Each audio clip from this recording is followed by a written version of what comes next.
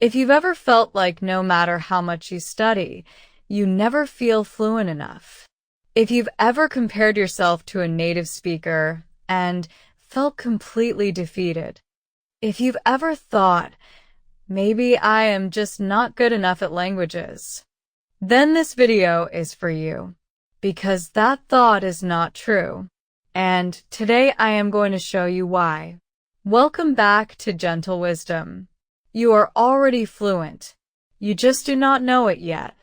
By the end of this video, you will understand what fluency actually means, why you have been measuring yourself against the wrong standard, and how to finally see the progress that has been there all along. So slow down. Listen carefully. And let's begin. Lesson 1: Fluency is not a switch. It is a spectrum. Here is the first thing most people misunderstand. Fluency is not something you either have or do not have. It is not a switch that turns on one day when you finally know enough. Fluency is a spectrum, and you are already on it. Think about it this way. A child of 5 speaks their first language fluently. A professor of literature also speaks their first language fluently. Both are fluent, but they are not the same. Fluency is not a fixed point. It is a range. And somewhere on that range, at every level of ability, there is fluency. You do not need to sound like a native speaker to be fluent. You do not need a perfect accent. You do not need to know every word. You need to communicate your thoughts clearly, to understand and be understood.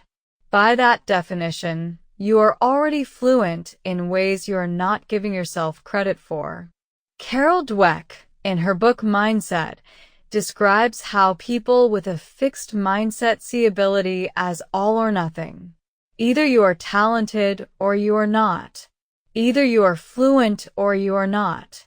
This thinking causes them to miss the growth that is already happening. Remember this. Stop asking if you're fluent. Start asking how fluent you are becoming. Lesson 2. You are comparing yourself to the wrong standard.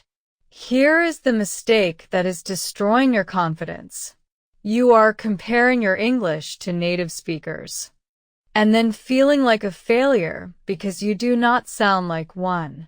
This is like learning to paint for 2 years and feeling like a failure because you do not paint like Picasso. Native speakers have spoken their language every single day for their entire lives. Tens of thousands of hours of practice before they could walk. They are not the right standard for someone who started learning as an adult. The right standard is simple.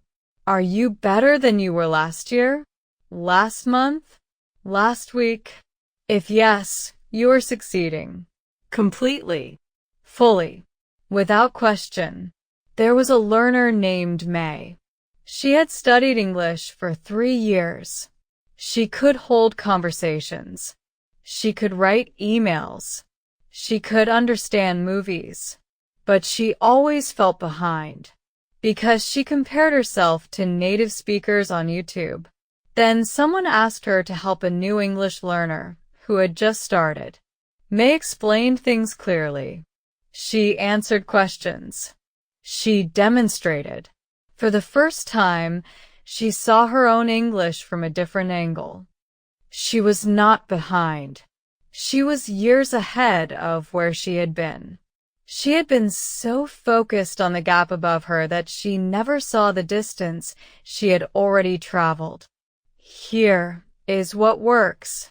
Stop looking up at native speakers. Look back at where you started. That distance is your real progress. Lesson 3. Your brain has been working without your permission.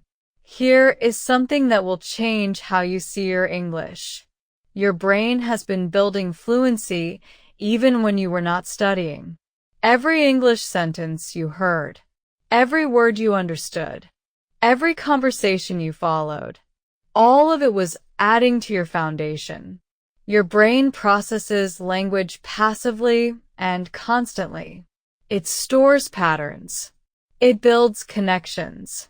It develops intuition about what sounds right and what is not. This means you know more English than you can consciously demonstrate. There is a gap between what your brain has absorbed and what you feel confident enough to use. Think about swimming.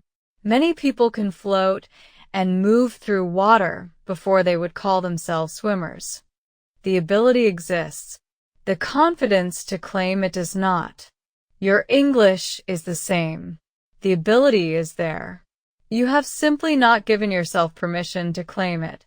The next time you understand a sentence without translating, the next time the right word comes before you think of it, the next time someone understands you easily, these are not accidents. These are evidence. Evidence that the fluency is already there. Start here. Notice the moments when English works, not the moments when it fails. Evidence of success builds confidence, and confidence builds more success. Lesson 4. Stop waiting.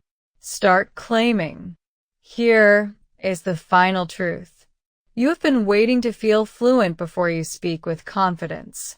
But confidence does not come before speaking. It comes from speaking. Every time you speak English and survive the imperfection, your confidence grows. Every time you use a word that feels natural, your fluency is confirmed. Every time you understand without translating, the evidence builds. You are not waiting to become fluent. You are already in the process of becoming. Fluency is not a destination you arrive at one day. It is something you are doing right now, today, with the English you already have.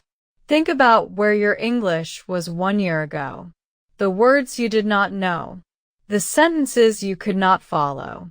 The conversations that felt impossible. Now think about today.